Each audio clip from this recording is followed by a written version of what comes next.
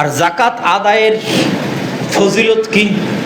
যাকাত আদায়ের ফজিলত, সবচেয়ে বড় ফজিলত হচ্ছে আবু দারদা রাদিয়াল্লাহু তাআলা আনহু থেকে বর্ণিত, তিনি বলেন, খামসুন মান জাআ বিহিন্না মা ঈমানিন, পাঁচটা জিনিসের যে ব্যক্তি দায়িত্ব নিবে সে জান্নাতে যাবেই। মান হাফাযা আলা সালাওয়াতিল খামস, যে 5 ওয়াক্ত সালাতের দায়িত্ব নিল, রমজান মাসে সিয়াম পালন করলো, এবং যদি সক্ষম হয় তাহলে যাকাত আদায় করলো এবং হজ সম্পাদন করলো, তাহলে তার জন্য জান্নাতের দরজা খোলা।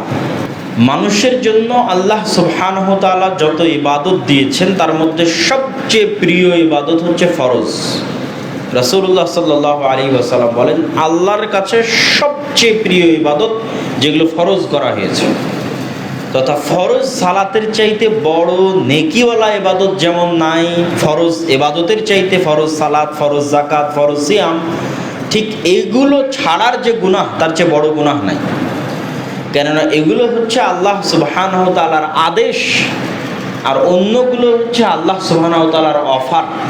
মালিক আপনাকে একটা কাজের আদেশ করতেছে, আর মালিক আপনাকে একটা কাজের কথা বলতেছে, যদি এটা করো, আর অতিরিক্ত করে যদি এটা করো তাহলে তোমাদের জন্য এটা। তো আপনারাও স্বাভাবিকভাবে বুঝেন যে আদেশ যেটা সেটার গুরুত্ব বেশি।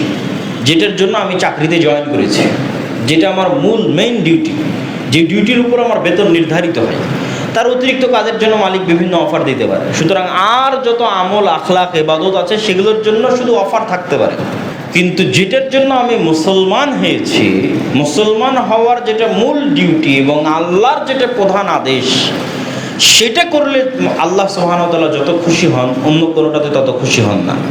সেটা রাসূল সাল্লাল্লাহু আলাইহি ওয়াসাল্লাম যে 5টা ইবাদতের কথা বলেছেন, যদিও গরিবদের জন্য শুধু 2টা, সালাত এবং সিয়াম, আর বাকিগুলো শর্ত সাপেক্ষে।